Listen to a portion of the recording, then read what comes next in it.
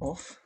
And we'll begin with Kate Bradley, who is a housing organiser in Manchester, active in Don't Pay UK and an RS21 member.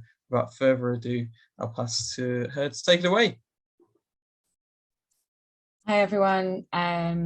Good to see people here. Also to see a room of people here. I didn't know that was going to be happening. So hello to Marianne's room. I was just going to kick it off really with a little conversation about the kind of upsurge in struggle we've seen about the cost of living crisis this year, following the rise in energy bills in April, the collapsing economy overseen by our feckless Conservative government, and the various different initiatives that have arisen after that to try and combat it. And basically have a think about where climate has been in that conversation and where we think it should be, where it's missing. So just as a bit of an overview, I think it's worth casting your mind back to earlier on this year when inflation began to rise at an unprecedented level. So February, March, and just after, when we started to see the CPI and the RPI going up to a level we haven't seen in our in a lot of young people's lifetimes, and at least not since the 80s for many people who are older. And I think a lot of the time we'd taken it for granted that we'd kind of almost forgotten to work out what inflation was, because it's been at a very low level for such a long time that you kind of don't realize that when inflation kicks off, people kick off. All around the world through history, when you look at revolutionary moments, there is often an inflationary spike, because it means something's really going wrong in the economy and people will be feeling that in the cost of their daily life. And in Britain, we live in the developed capitalist economy where things going wrong in your daily life is absolutely catastrophic, because very few of us, almost none of us, are able to socially reproduce ourselves, i.e. we're unable to grow our own food, have our own shelter without a wage and without being paid, because the costs of things are very high and there's very little room to live outside the capitalist economy in any meaningful sense. So in that way, it hits developed capitalist economies in a particular vicious way, increasing homelessness, unemployment leading to starvation, extreme poverty, fuel poverty, all the things that we have been seeing get bigger over this year. So initially, the reaction, I think, to this across the political spectrum was there was some early stage organising in about March, April, where we had some demonstrations around the cost of living. People's Assembly took a lead and organised a few demonstrations around the country. RS21 organised one in coalition with lots of partners in London. And there was a sense of anger, but perhaps also not a sense of direction. Like, what does this demonstration mean? Where are we taking it? What's the strategy? And in Manchester, I know we walked around in circles in the centre of Manchester around the usual routes, getting cold and wet. And I have to admit, I didn't feel like I was going to change the world doing that. So that kind of developed then into quite a few conversations. So the one that we first encountered at RS21 was the cost of living, what's become Cost of Living Action, which was a cost of living coalition attempt built by Nadia Whittome, John McDonnell, MPs in the Labour Party, but also lots of bespoke collection of groups that somebody in their staffer's office liked the mix of. So it was a weird mix of different groups called together in London to have a chat about what to do next. That has grown over the year a little bit sluggishly into Cost of Living Action, which hasn't attempted to take the lead, but has put a website up now, which you can find, but maybe I'll put it in the chat later, which collects together all the cost of living protests and events. But in that meeting, we first heard from the people behind organising Don't Pay UK, who set up in around May, June, with a website asking people to pledge to cancel their direct debits on the 1st of October, which is very imminent, we know. But at the time, it felt like a long way away, and it started gathering steam and tens of thousands of people joined in the first couple of weeks. It's now up to 192,000. Their aim was always to get to 1 million before they went on strike.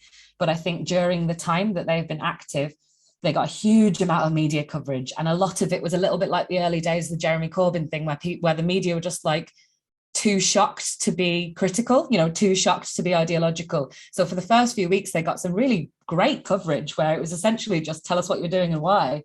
And then they got a lot of backlash from Ofgem, the energy regulator, and from other say, debt advice and third sector sort of organizations who were like, you can't tell people to stop paying their energy bills, they'll go into debt and then they'll never be able to buy a house. And you're thinking, bloody hell, you haven't met many people who are in energy debt, have you? A lot of people already can't buy a house, you know what I mean? So there were real concerns in there around the risks. But I think what the risks showed us, and for example, if your credit report gets affected, you will struggle to get future credit and so on. Those risks prove that it had power, because why would they put disciplining mechanisms in place for something that they didn't care if you did? They care about you continuing to pay your bills, so they enforce these mechanisms to try and stop you from stopping. So it was quite exciting. There was a big reaction in the media, which it also got like a response, as I said, from Ofgem. And I think alongside other pressure from other campaigns and from public dissent, it led to the first day of Liz Truss's premiership being used to announce that the energy bills weren't going up quite as much as we thought they were. They're still going up astronomically, but we're not going to triple them. We're just going to double them effectively. So the number of pledges to Don't Pay went down a little bit then. Well, they kept growing, but they didn't grow at the same rate. But people are still angry, and Don't Pay are not striking on October the 1st. They didn't get to their million. They're putting out on all their comms that we need the mass pressure. You can't strike alone. Striking alone is just not paying your bills. But for anyone who can't pay their bills, which is going to be large numbers of people, especially as it gets colder, we're going to be putting that strike in our back pocket. Like we may go on strike later, but now building networks of mutual aid and support for energy debt. In the wake of Don't Pay, by about a month or so, the Enough is Enough campaign emerged across, is it across Britain, or is it across the UK, or is it across England and Wales? Does anyone have an answer to that? Pete, do you know, is Enough happening in Scotland? It's happening in Glasgow, Yeah. Aberdeen, but not in Edinburgh at the moment. So it's kind of patchy. So Enough is Enough springs up and attempts to provide an alternative, or at least it doesn't claim to be an alternative, but it is seen as, in the eyes of a lot of both Don't Pay activists and people who were concerned about Don't Pay, as a good alternative, where a lot of leaders, including a couple of Labour MPs, a couple of union leaders, CWU, RMT, get together and, in the wake of their strike organising, which has been very exciting, say, oh, sorry, I knew I would do that at some point. Bloody hell. So they all get together and say, join this one big thing. And it's had hundreds of thousands of people sign up, much faster rate than Don't Pay was getting, but equally with very little in the way of what to do next. You just go to a rally or you go to a meeting. And I haven't seen much evidence that there are like actual on the ground groups, whereas Don't Pay is a chaos of on the ground groups. They're almost opposite things going on at the same time in the ways that they're organizing. But yes, so Enough is Enough springs up and start saying, follow us, we've had enough, let's change the world, no specified strategy. Not to be too spicy, but there you go. So that's the kind of lay of the land as I've seen it. I haven't gone into the strikes too much, but this was specifically the cost of living organising stuff that may touch on energy, I was thinking. But also, of course, strikes do come into that, and I hope others bring them in more than I have. But just to say, where's energy in this? Where is climate in this conversation? So through those months that all this is happening, climate has been this kind of spectre hovering over everything. We've had our burningly hot summer in the UK for the first time in a long time at that level of that extreme heat. That's been the case all over the globe. We've also had floods in Pakistan. We've had climate events all around the world. And kind of as eco-socialists, we shouldn't see these things as separate things. It's part of a phenomenon. And clearly it's linked together, because a lot of the stuff around the fossil fuels is driving up, around wholesale prices, is driving up the costs at the same time as heating up the planet. We've got both of these things happening at once. But it's been largely absent, in the same way that the left here can sometimes be quite disappointing in its failure to deal with climate. This year has been disappointing in that way. So Enough is Enough have 5 key demands. I can't list them off to you, but there's definitely not climate in them. The Don't Pay campaign have at times talked about the fact that the fossil fuel industry is fueling the price rises and fueling climate change, but not systematically, really. It's been raised occasionally, but mostly in relation to how it affects bills. We've had Labour come out in the last few days saying they're going to make some kind of green energy provider, but who cares what Keir Starmer says, he won't do it anyway. And we have, so it's there in the conversation, but it's definitely not been made, the links have not been made systematically. So I hope that this event can go some way to change that. So what would I like to see in terms of climate in this conversation? Well, as a housing organizer, primarily an activist who works in tenants unions and so on, one of the things that's not been touched on is I heard somebody on the news a couple of months ago going, it's easy. The solution to the problem is easy. You just have to get £10,000 and put solar panels on your roof. And I was like, so that requires two things. You have to have £10,000 and a roof that you own. And as a tenant organizer, the vast majority of us we don't own houses. There's nowhere for me to put my bloody solar panels. And if I did manage to get my landlord through some miracle of pressure to put some solar panels on the roof, I might get an eviction notice and I get to move straight out again. And I don't see the benefit of that. So one of the reasons that energy bills are going up all around the world, but particularly here when we have cold winters, is that heat escapes our houses, and there's been no particularly effective systematic program of retrofitting to try and control the heat loss, especially in poorer housing and housing that is private rental and tenanted. You can access grants to try and retrofit your own home, I believe, but why would landlords bother to do that when they're not paying their tenants' energy bills? Why would you bother? And given we've got a growing private rental sector in this country, it's not without coercion or pressure, it's very hard to get a landlord to fix this problem for you. Equally, the climate, I think if you're going to have a campaign as broad as enough is enough, climate's got to fucking be there. Sorry to swear, but it's got to be there, because otherwise you are missing one of the biggest factors that is changing life on our planet over the next couple of decades, and suggesting in your otherwise very visionary campaign that it doesn't really matter, that it's a secondary issue, which has been the problem for so long, and the reason why we're still on this ridiculous fossil fuel economy and haven't actually done any of the things that put enough pressure on, and the government haven't done many of the things they've promised. But then also I think when we're talking about even don't pay, when we're talking about energy bills rising, and we're talking about nationalisation, we're not just talking about nationalising the horrible fossil fuel companies. Firstly, they're only really talking about nationalising suppliers. And without also nationalising producers, you have no control over where that energy is coming from or how much suppliers are having to pay for that energy. So there needs to be a conversation about gutting the profit-making energy industry, basically, and changing it into a sustainable green renewable sector. That even if you're talking within capitalism, there has to be a minimum, and that's not really what's being discussed. So I think having a better vision, and hoping this event and others can help build it together, having a better vision for what the horizon is of what you want, helps you guide what you're fighting for and make better arguments to try and get there and put pressure on in the right ways, whether that's on a localized level or a policy level or an international solidarity level. You've got to be able to work at that level of horizon and not just think, oh, the climate's for tomorrow again. Because we're in crisis, we have to think about the climate another time, which has been the default setting of a lot of the left and the centre left for decades. And it's not enough. So that's really what I had to say. I hope that's a useful frame for the conversation, and I'll hand over, I guess, to Pete shortly, who is going to be much more in depth about the energy industry than I could be. So yeah, thanks. Thank you so much, Kate. That's such an amazing summary of what has been a pretty intense few months and what needs to be done. Pass now to Pete, but I'll give him a proper intro.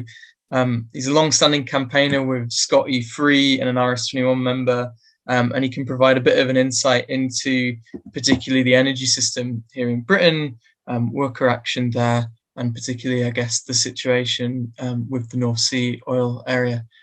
So, Pete, take it away.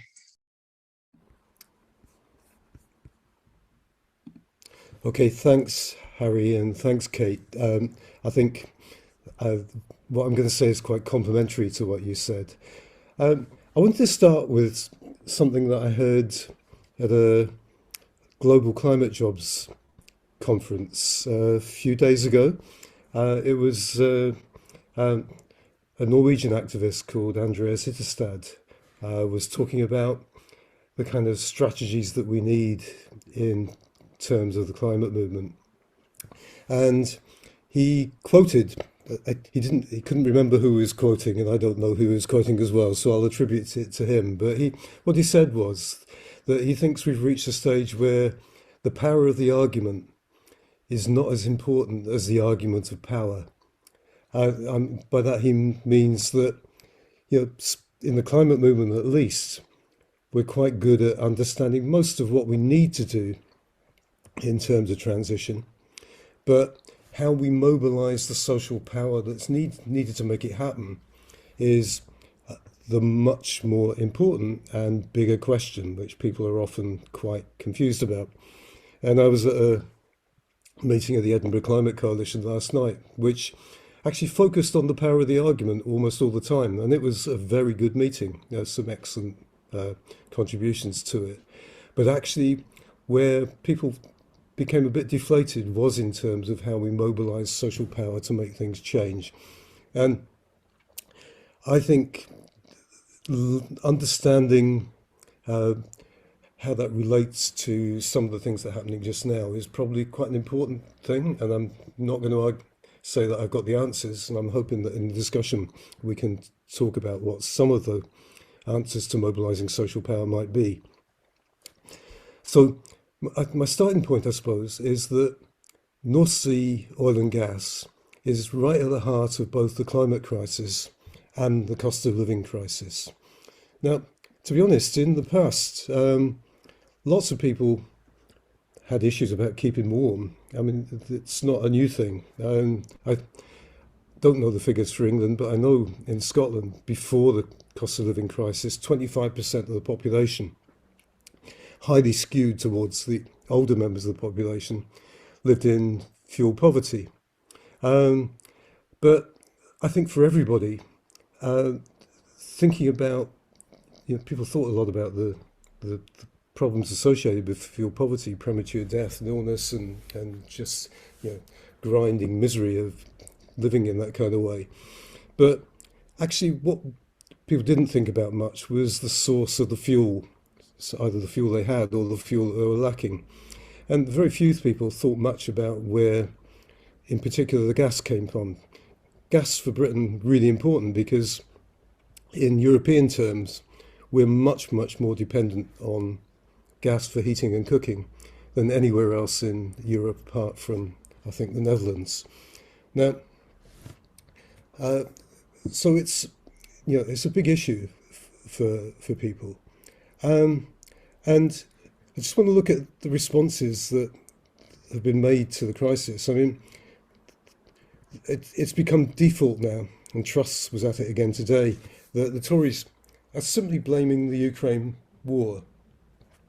And in the name of energy security, in the face of that supposed explanation of the cost of living crisis, they've doubled down on what was already their existing energy strategy. That's more oil and gas, nuclear, hydrogen for heat.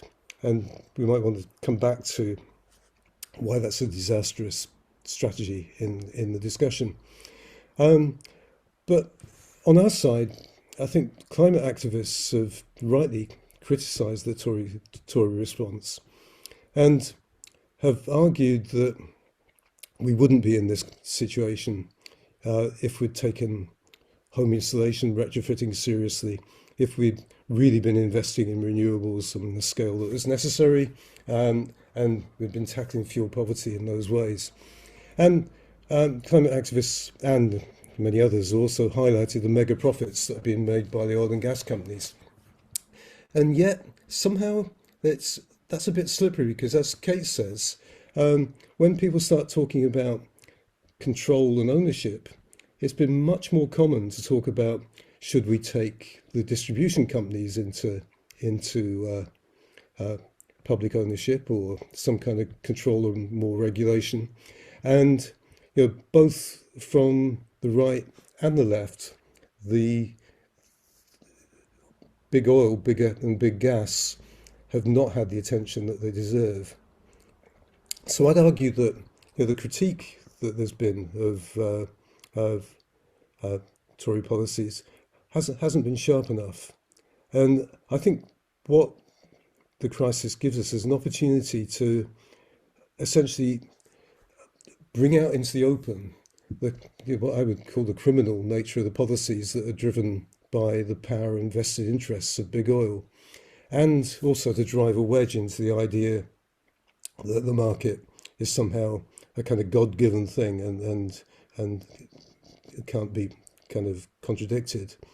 So, I mean, one of the things I've just been quite surprised about is the talking to people that actually are quite well informed in other respects, that a lack of kind of sharpness about uh, where our gas comes from and what lies behind the current crisis in terms of practical things around gas.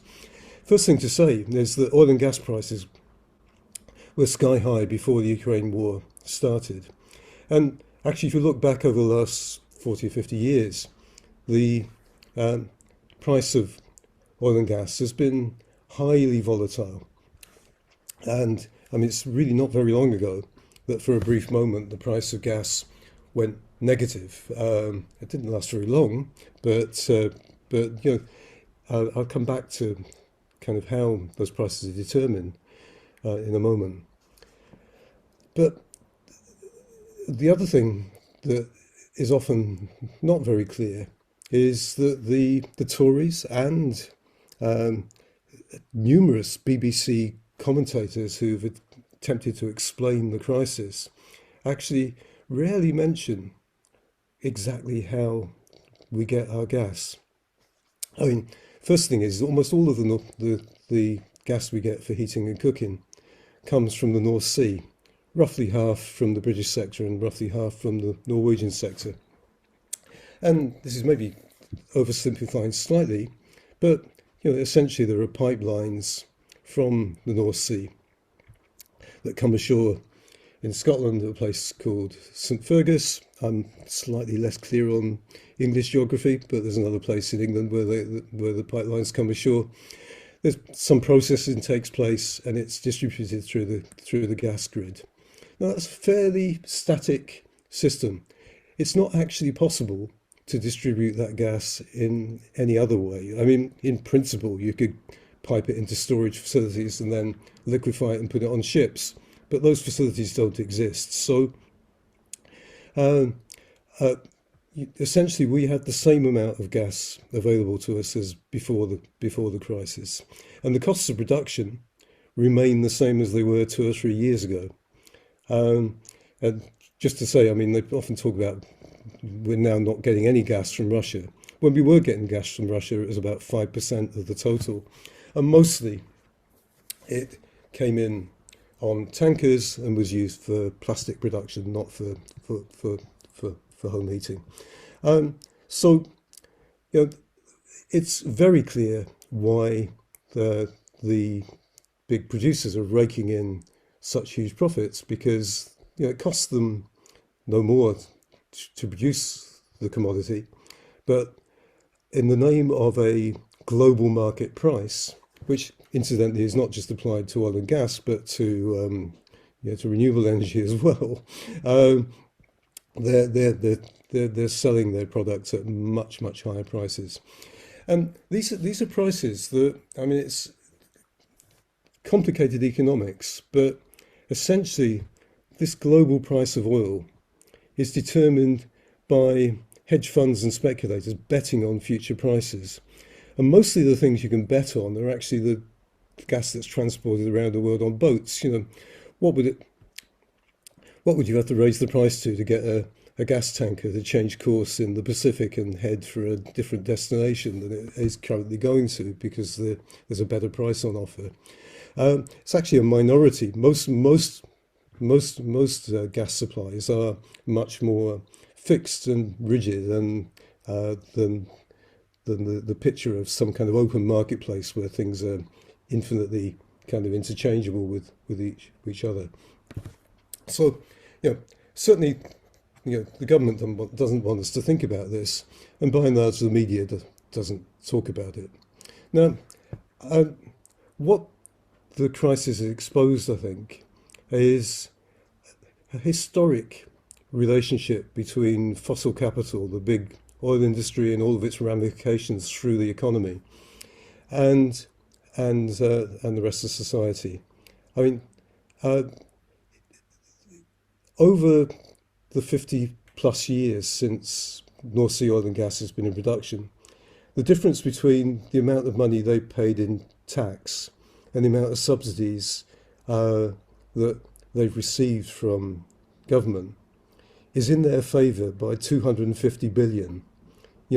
They've not paying much in tax at all just now, but historically they did pay some tax, but the taxes were dwarfed by the subsidies that they got.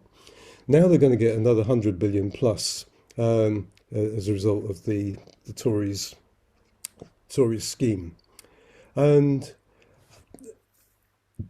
to go back to what Kate said, I mean, I think the issue of taking it into public ownership is crucial for bringing the costs down, but actually it's also crucial for phasing out the production in the North Sea, because what the industry and the Tories at Westminster and the Scottish Government, and sadly some of the unions as well, are all signed up to is something called the North Sea Transition Deal, which doesn't just talk about the North Sea, although when it talks about the North Sea, it talks about it being a net zero oil and gas basin, which just requires a little bit of magical thinking to think about, really.